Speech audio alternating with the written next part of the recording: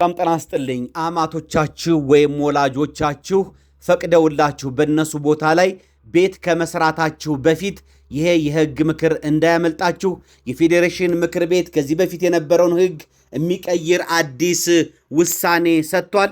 ይሄንን ውሳኔ ሳትሰሙ ገንዘባችሁን፣ ጉልበታችሁን እንዳታፈሱና በኋላ ለኪሳራ እንዳትደረጉ ይሄንን የህግ ምክር የህግ መረጃ እስከ መጨረሻው ድረስ እንድትሰሙት እጋብዛችኋለሁ። እንግዲህ አንድ የይዞታ ባለቤት የሆነ የቦታው ባለቤት ፈቅዶላችሁ በዛ ቦታ ላይ ቤት ከሰራችሁ የዛ ቤት ባለቤት እንደምትሆኑ ከዚህ በፊት ውሳኔ ተሰጥቶ ነበረ። በፌዴራል ጠቅላይ ፍርድ ቤት ሰበር ሰሚ ችሎት ፍርድ ቤቶችን በዚህ አግባብ ሲወስኑ ነበረ። ለውሳኔያቸው መሰረት ያደረጉት የፍትሐ ብሔር ህጉን 1178፣ 1179 እና 1180 በተመለከተ ባለይዞታው ወይም የቦታው ባለቤት ፈቅዶ አንድ ሰው በቦታው ላይ ቤት ከሰራ የዚህ ቦታ ባለቤት ይሆናል በሚል ሲሰራ ነበረ። ነገር ግን ይሄ የህግ ትርጉም ወይም ደግሞ ይህ አሰራር የአንድን ሰው የንብረት የማፍራት መብቱን ህገ መንግስታዊ መብቱን ይጥሳል በሚል የፌዴሬሽን ምክር ቤት በመዝገብ ቁጥር 147 ሰኔ 29 ቀን 2018 በሰጠው ውሳኔ አንድ ሰው ፈቅዶላችሁ ቤት ብትሰሩም የቤቱ ባለቤት አትሆኑም፣ ቤቱ የኔ ነው ማለት አትችሉም። ነገር ግን ቤቱን ለመስራት ያወጣችሁት ወጪ ሊከፈላችሁ ይችላል እንጂ የቤቱ ባለቤት አትሆኑም በሚል ትርጉም ሰጥቷል። ሰኔ 29 ቀን 2018 ማለት ነው። ስለዚህ ጉድ እንዳትሆኑ። ለዚህ ውሳኔ መሰረት የሆነውም እንግዲህ ባልና ሚስት በሰላሙ ጊዜ አብረው ሲኖሩ እንደተጋቡ የባል እናት ቦታዬ ሰፊ ነው፣ ምን ችግር አለ? እዚሁ አጠገቤ ሁኑ፣ ከዚህ ቦታዬ ላይ ቤት ሰርታችሁ መኖር ትችላላችሁ በሚል ይፈቅዳሉ። የባል እናት ቤትም ይሰራሉ ባልና ሚስት። ነገር ግን ከቆይታ በኋላ ባልና ሚስት ጋብቻቸው በፍቺ ይፈርሳል። በፍቺ ሲፈርስም እንግዲህ ሚስት ምን ትላለች? በጋራ ካፈራናቸው ንብረቶች መካከል በዚህ በአማቷ ወይም ደግሞ በባልናት ቦታ ላይ ተመዝግቦ በሚገኝ ቦታ ላይ 4 ክፍል ቤት በማርጀቱ ምክንያት አፍርሰን ሰርተናል። ከዚህም በተጨማሪ እንግዲህ የባሌ እናት ፈቅደውልን እዛው ግቢ ውስጥ በሚገኝ ባዶ ቦታ ላይ ሌላ 5 ክፍል ቤት ሰርተናል። በመሆኑም እነዚህ ቤቶች የባልና የሚስት የጋራ ንብረት ስለሆኑ እኩል እንድንካፈል ይወሰንልን በማለት ዳኝነት ተጠይቃለች። ሚስት እንግዲህ የባል እናትስ ምናቸው ሞኝ ነው? ከልጃቸው ጋር ወይም ከባል ጋር ይመካከራሉ። ያው እንግዲህ ተመካክረው ነው ይሄን የሚያደርጉት። መቼም ሲመካከሩ ባንኖርም ማለት ነው። በክርክሩ ጣልቃ ልግባ፣ ይሄ ባልና ሚስት ወይም ደግሞ ሚስቱና የኔ ልጅ እየተከራከሩበት ያለው ቦታ የጋራ ሀብት ነው ልካፈል እያለች ሚስት የምታቀርበው ክርክር የኔን ንብረት የኔ መኖሪያ ቤት ነው 4 ክፍል ቤት ሰርተናል ያለችው ውሸቷን ነው። ህጋዊ የግንባታ ፍቃዱ በስሜ በማውጣት በ1998 ያሳደስኳቸው የግል ንብረቶች ናቸው። ከዚህ በተጨማሪም 5 ክፍል ቤት ሰርተናል ያለችው 500 ካሬ ሜትር ይዞታ ውስጥ 250 ካሬ ሜትሩን በመሸጥ ባገኘሁት ገንዘብ የሰራሁት የግል ቤቶች ናቸው እንጂ ባሏ የሆነው ልጄና እሷ አብረው እያሉ የሰሩት ቤት ያደሱት ቤት የለም በሚል ክርክራቸውን ያቀርባሉ። ባልም እንግዲህ ያው ከእናቱ ጋር ተመካክሮ ሊሆን ስለሚችል እንደዛም ይሆናል ተብሎም ስለሚጠበቅ አዎ ከሚስቴ ጋር አብረን ስንኖር በትዳር በእናቴ ቦታ ላይ ምንም የሰራ ነው ቤት የለም፣ የሚስትነት ግማሽ ድርሻዬ ይወሰንልኝ በማለት ያቀረበችው ጥያቄ ተቀባይነት የለውም የሚል ክርክር ያቀርባል። ፍርድ ቤቶችም እንግዲህ ግራ ቀኙ ምስክሮቻቸውን እንዲያቀርቡ ያስቀርቡና ምስክሮችን ይሰማሉ፣ የሰነድ ማስረጃዎችን ይሰማሉ። በዚህም መሰረት በተደረገው ማጣራት እንግዲህ የባል እናት ወይም ደግሞ አማትየው የቤቱን ካርታ፣ የግንባታ ፍቃድ፣ የእድሳት ፍቃድና ለ4 ክፍል ቤቶች እድሳት ዕቃዎች የተገዙበት ደረሰኝ አቅርበዋል። ነገር ግን ቤቶቹን ለማሳደስ ያወጡትን ወጪ ለማስረዳት ያቀረቧቸው ደረሰኞች ስርዝ ድልዝ ያላቸውና ያልተሟሉ በመሆኑ ፍርድ ቤቱ አልተቀበላቸውም። እኚህ እንግዲህ አማት ወይም ደግሞ የባል እናት ያቀረቧቸው ምስክሮችም አንድ ምስክር ከነበራቸው ይዞታ ቀንሰው በመሸጥ 5 ክፍል ቤቶችን የሰሩና 4 ክፍል ቤቶችን ያደሱ መሆኑን ሲመሰክር፣ ሁለተኛው ምስክር ደግሞ 5 ክፍል ቤቶችን እንደተሰሩ መስክሯል። ያኛው 5 ክፍል ቤት ሰሩ፣ 4 ክፍል ቤት አደሱ ነው ያለው። ይሄኛው ግን 5 ክፍል ቤቶችን እንደሰሩ መስክሯል። በተጨማሪም የመጀመሪያው ምስክር ተጠሪው ቤቶቹ ሲሰሩና ሲታደሱ እንደነበሩ ሲመሰክሩ፣ ሚስት ማለት ነው፣ ሚስት ቤቶቹ ሲሰሩና ሲታደሱ እንደነበረች ሲመሰክር፣ ሁለተኛው ምስክር ግን 5 ክፍል ቤቶች መስራት የተጀመሩት ሚስት ከመምጣቷ በፊት ልጃቸውን ከማግባታቸው በፊት ነው በማለት እርስ በርሶ የሚጋጭ ምስክርነት ሰጥተዋል።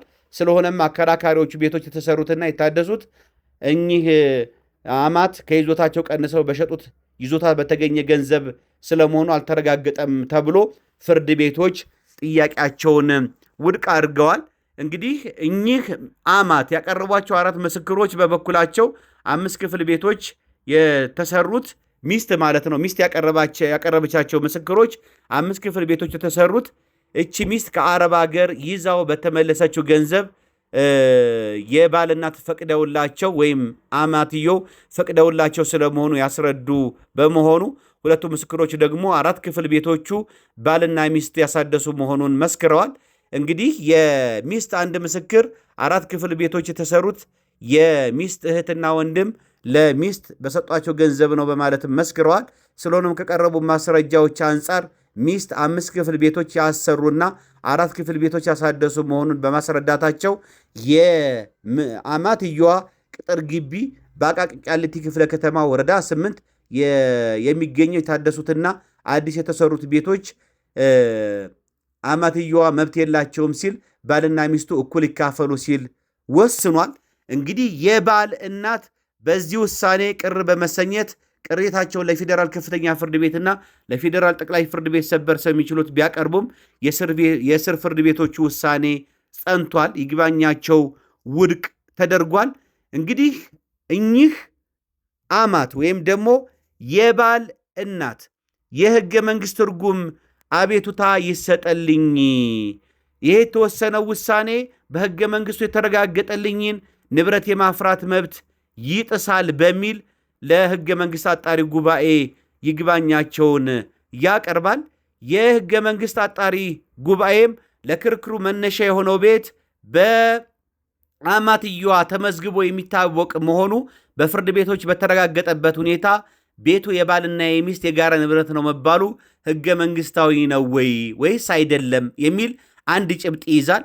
በሁለተኛ ደግሞ እንግዲህ ከስር ፍርድ ቤት ጀምሮ ባልና ሚስት በመሆን በአመልካች ይዞታ ላይ ለሰሩት የማይንቀሳቀስ ንብረት በሕገ መንግሥቱ አንቀጽ 40 መሰረት እኚህ ሴት ሕገ መንግሥታዊ ንብረት መብት ጥበቃ አላቸው ወይስ የላቸውም የሚል ጭብጦችን በማየት መዝገቡን ይመረምራል።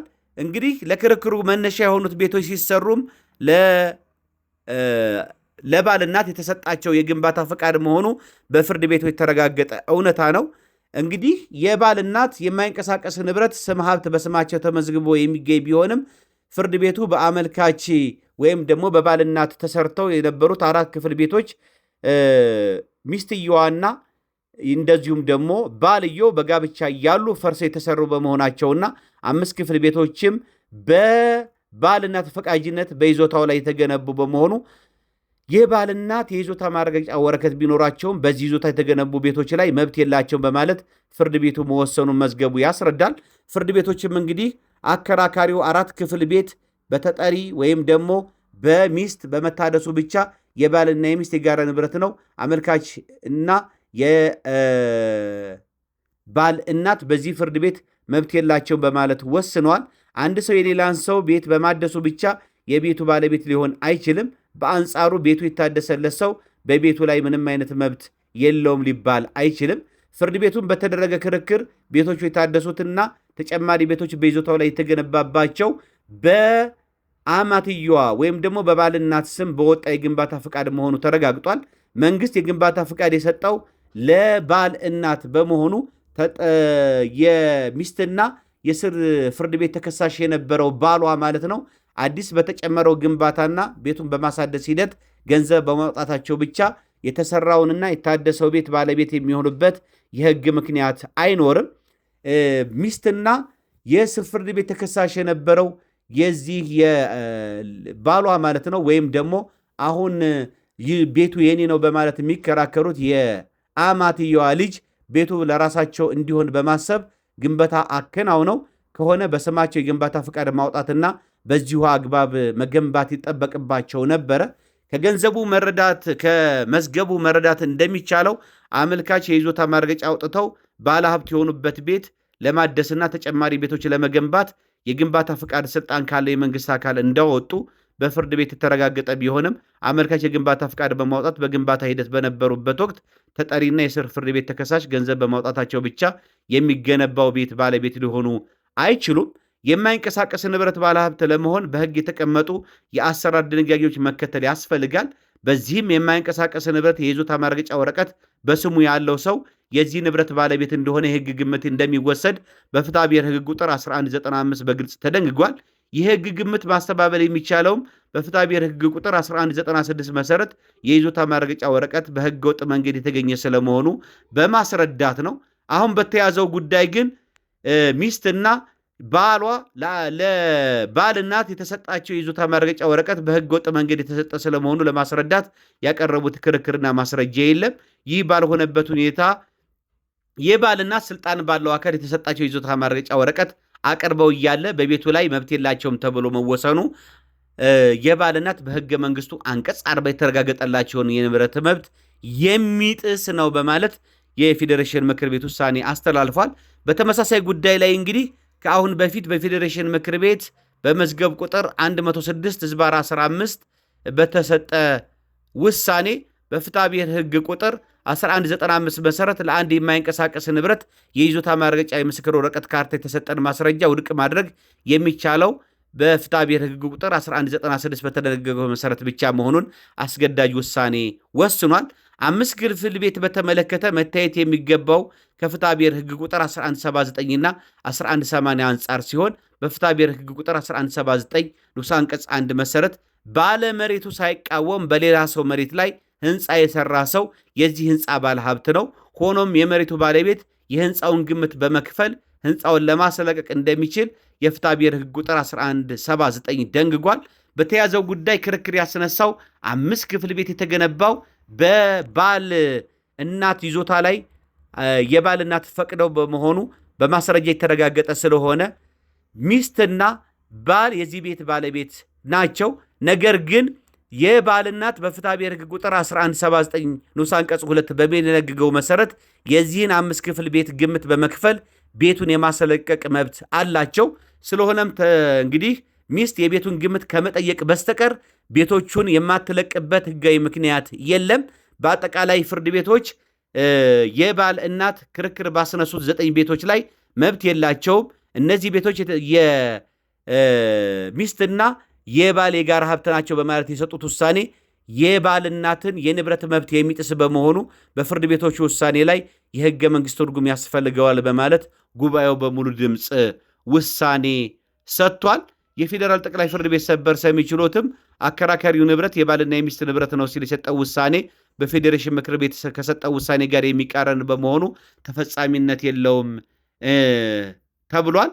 እንግዲህ በዚህ መሰረትም በቺ ሚስት ልታገኝ የምትችለው መብቷ ምንድን ነው የሚሆነው? ይሄ የሰሩት ቤት ተገምቶ የሚገመተው ደግሞ የሚገርማችሁ አሁን ባለው የገበያ ዋጋ በደላላ ተገምቶ ወይም የሚያወጣው ወጪ ሳይሆን ራሱ ቤቱ ሲሰራ የተሰራበት ግምት በመሆኑ ያንን ብቻ የምታገኝ በመሆኑ ያንን ብቻ ከመውሰድ በስተቀር ቤቶቹን አለቅም ማለት ቤቶቹ የኔ ናቸው ይገባናል፣ ግማሽ ድርሻ ይገባኛል ማለት አትችልም በማለት ውሳኔ ሰጥቷል ማለት ነው።